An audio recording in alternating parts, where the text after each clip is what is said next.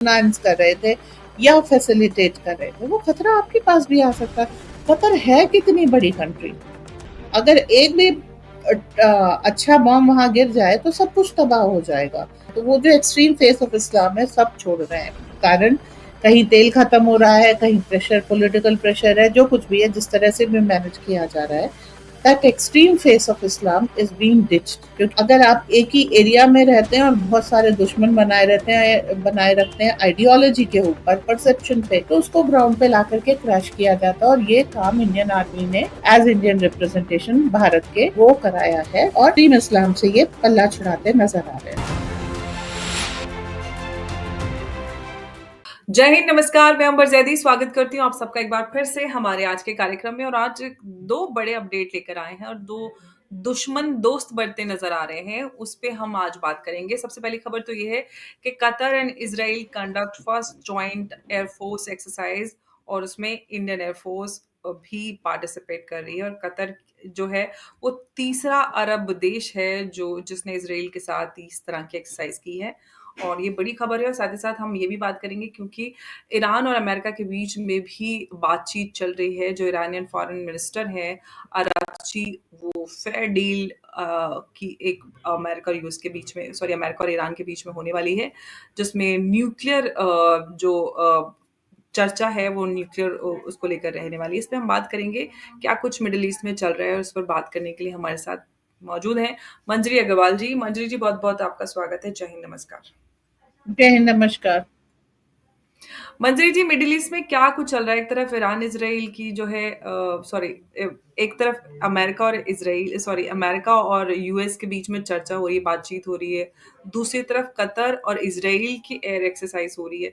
कैसे देख रही हैं आप मिडिल ईस्ट में जो डेवलपमेंट्स हो रहे हैं उनको? देखिए, ये जो पुराने जितने भी समीकरण थे वो बदले जा रहे हैं। सबसे पहली चीज तो ये है, इसराइल और कतर दो दुश्मन हैं।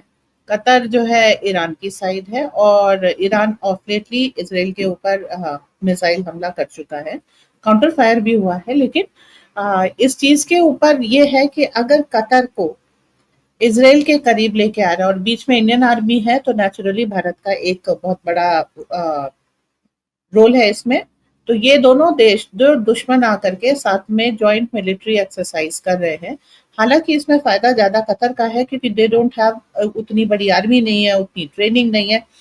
लेकिन ये एक धीरे से समझाने की टेक्निक है कतर को कि देखो, इजरायली आर्मी 2 साल से करीब लड़ रही है, करीब करीब 2 साल होने को आए, तो उनका क्या माइट है, उनका क्या है, और भैया आप कहाँ हो।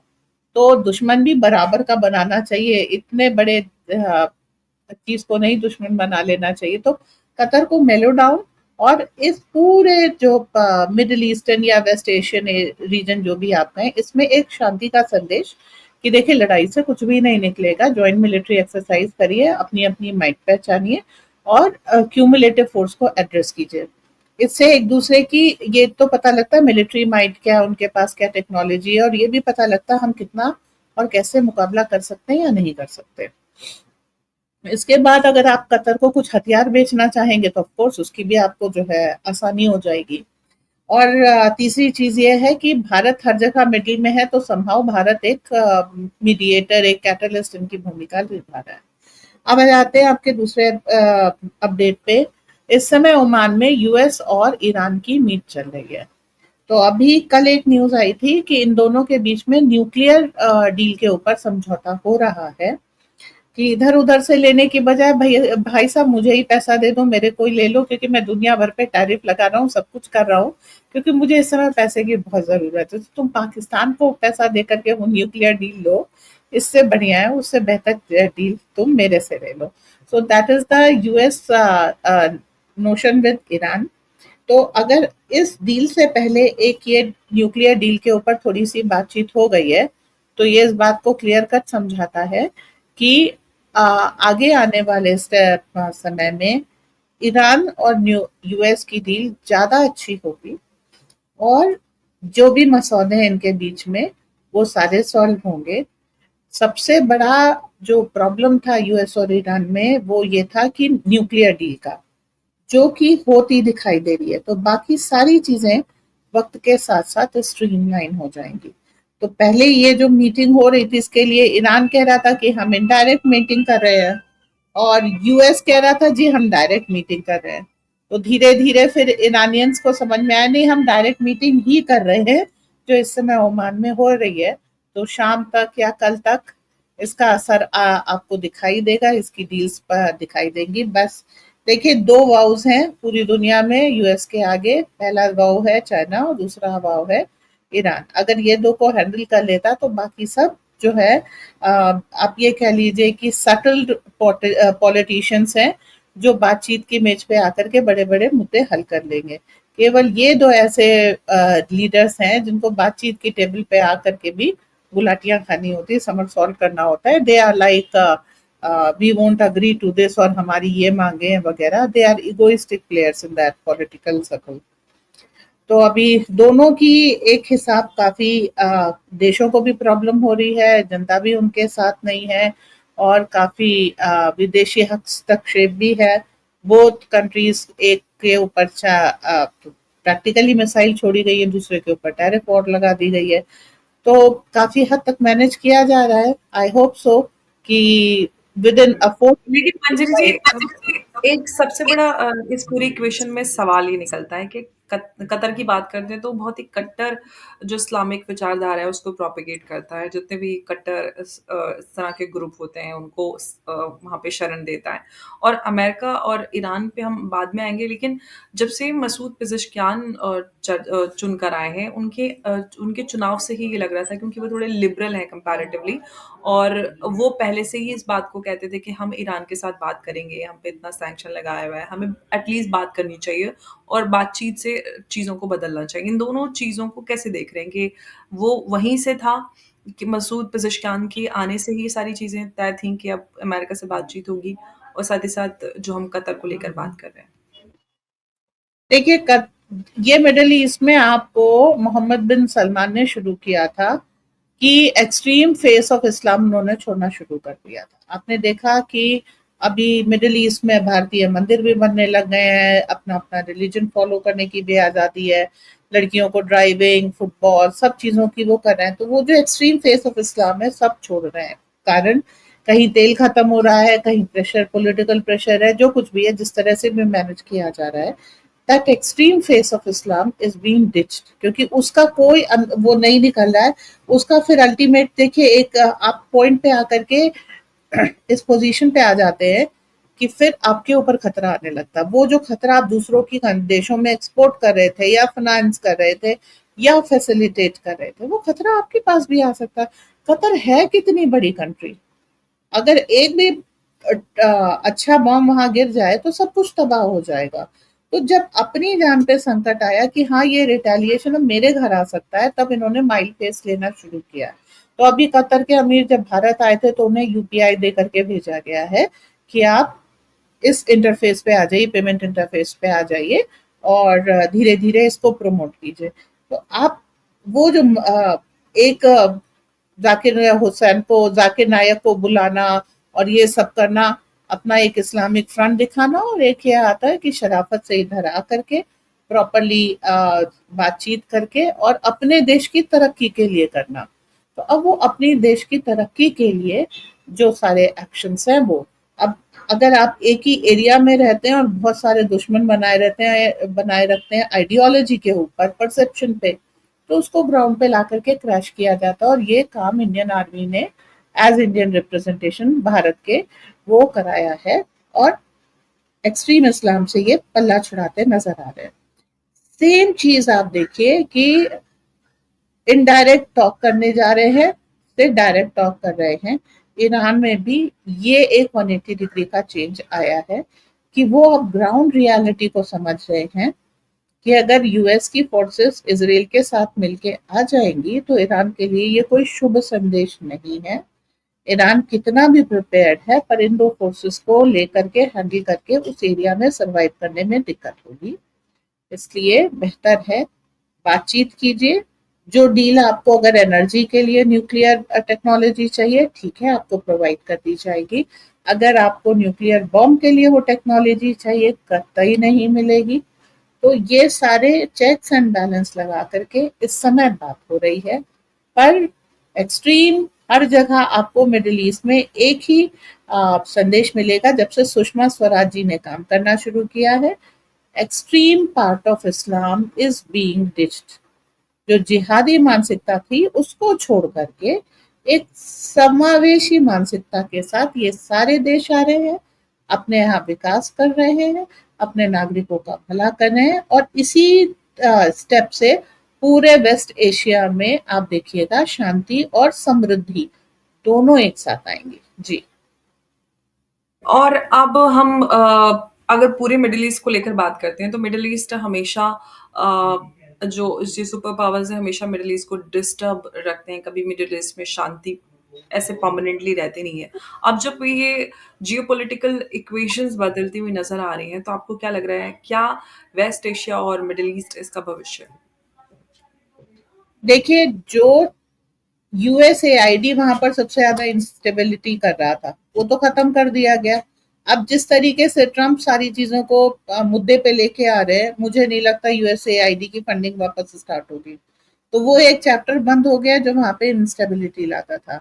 स्टेबिलिटी जब आएगी और धीरे धीरे वहां पे मोहम्मद बिन सलमान जैसे लीडर्स आना शुरू हो जाएंगे, तो फिर आप देखिए कि वो एरियाज में विकास करेंगे।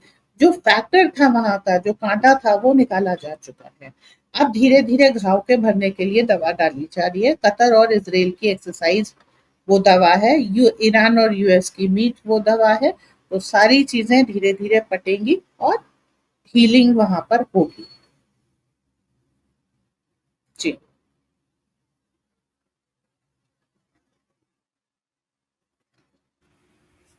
जी, तो कतर से जो अब हम देख रहे हैं कि कतर और इज़राइल के बीच में जो एयर एक्सरसाइज़ होने वाली है, जिसमें भारत भी पार्टिसिपेंट है, और जो अब्राहम अकॉर्ड था, जिसमें सऊदी अरेबिया साइन करने वाला था, और उसके बाद ही इज़राइल और गाज़ा वाला जो कॉन्फ्लिक्ट है, वो हो गया। तो क्या अब जो अब्राहम अकॉर्ड है, उस पे हम कुछ होते हुए देखेंगे? सऊदी अरेबिया उसमें शामिल होगा, साथ ही साथ प्रेज़िडेंट ट्रम्प की जो फर्स्ट ऑफ़िशियल मीटिंग विज़िट रहेगी, वो भी सऊदी अरेबिया रहेगी। तो ऐसे में कितनी उम्मीद है, और प्रेज़िडेंट ट्रम्प अब्राहम अकॉर्ड पे काफ़ी प्रोएक्टिवली काम करते हुए नज़र आए थे। तो क्या वापस वो शुरुआत हमें नज़र आएगी? हाँ, नजर आएगी, वो जरूरी भी है, क्योंकि इब्राहिमिक अकॉर्ड क्या है, इब्राहिम को ये सारे अपना फोर फादर मानते हैं। तो अगर उस पॉइंट पे चले जाएं तो there is no Islam and there is no Christianity, ये सारे के सारे एक साथ आ जाते हैं। और ये यूनाइटेड फोर्स करना जो है यूएस चाह रहा है, तो ये चीज काफी हद तक संभव हो सकती है। क्योंकि आप देखिए कि चाहे दुबई हो, ये लोग हो, ये सारे के सारे अपने डेवलपमेंट के लिए यूएस पे निर्भर है, अपनी टेक्नोलॉजी के लिए यूएस पे निर्भर है। तो थोड़ा बहुत इनको भी वो देना पड़ेगा। प्लस वहाँ पे जो कवर है, जो मिलिट्री प्रेजेंस है यूएस की, वो बहुत ज्यादा है। तो एक चीज मान लीजिए, जिसके ग्राउंड पे ट्रूप्स होते हैं, काफी हद तक कब्जा उसी का होता है।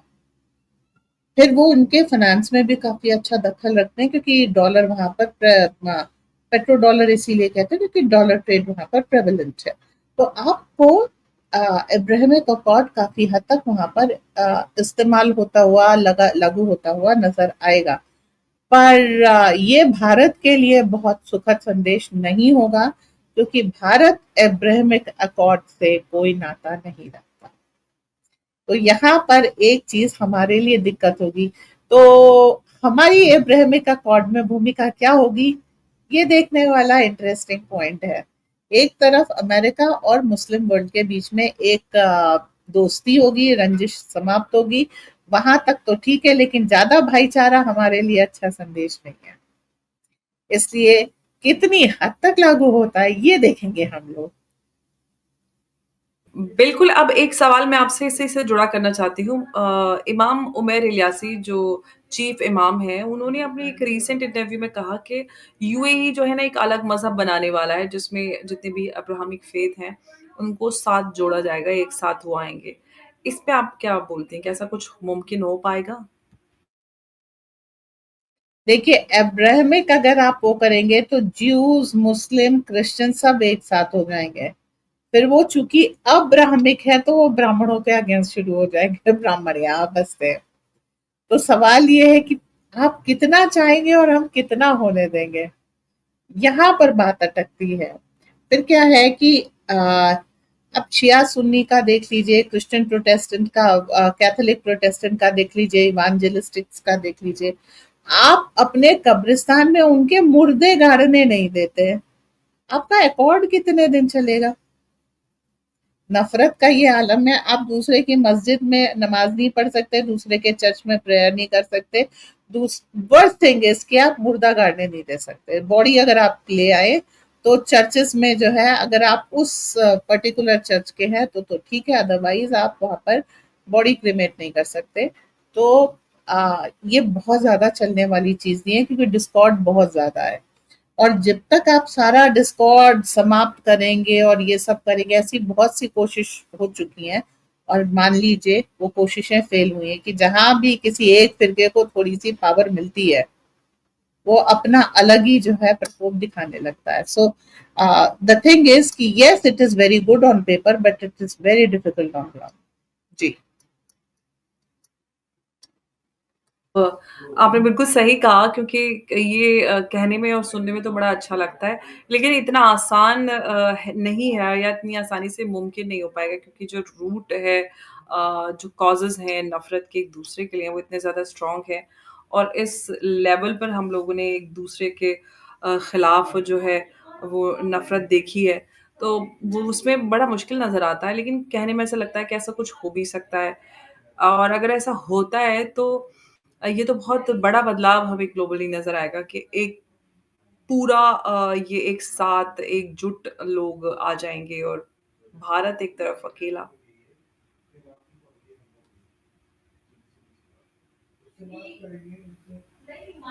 देखिए, जी। अगर सब लोग एक साथ आ जाएंगे तो एक नए मसीहे की गुंजाइश पैदा हो जाएगी। और वो नया मसीहा कंट्रोल कौन करेगा और उतारेगा कौन, ये सारी चीजें बहुत ज्यादा आ जाती हैं। प्लस जो एक आप आइडियोलॉजी बचपन से पढ़ते आ रहे हैं ना, उससे डिटैच होना बहुत मुश्किल हो जाता है बड़े होकर के। तो और भारत भी ये देखेगा कि भाई, आ, आप 1947 से पहले जब हाइफा पोर्ट पे हमला हुआ था, तो आपकी सिख रेजिमेंट वहां जाकर के उसने जो है उस हमले को टैकल किया था। तो आप देखिए कि इस पूरे खित्ते पर, जिसे आप लोग कहते हैं, सैन्य प्रशासन तो हमारा था। तो इतनी आसानी से हम इसे फिर एक नया पाकिस्तान बनता हुआ तो नहीं देख सकते। हम कहाँ चीजों को साइलेंट करने में लगे हैं। सो अभी और वर्ल्ड ओवर भी देखे कि ये सारी जो एक आइडियोलॉजी है अब्राहमिक, वो लोग छोड़ना चाह रहे हैं। क्योंकि मतलब America is a Christian country, वो चाह रहे हैं कि परोक्ष रूप में उनकी ये सारी चीजें चल जाएं।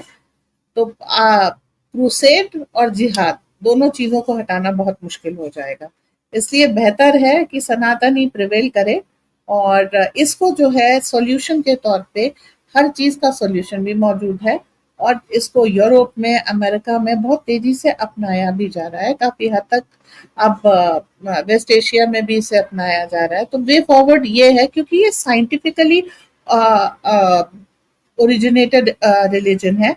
एंड सबसे बड़ी चीज क्या है, आप अगर प्रेयर करते हैं तो भी आप सनातनी है, नहीं करते हैं तो भी सनातनी है। It's a very freedom giving कि आप अपने हिसाब से इस रिलीजन को फॉलो कीजिए। आप और आपके भगवान के बीच में ये एक सुंदर संबंध है, और आप मुक्त हैं जिस भी लेवल तक आप जाना चाहें। तो ये फ्रीडम लोगों को बहुत पसंद आती है, जिसमें ये नहीं है कि यू हैव टू से हेल मैरी 72 टाइम्स।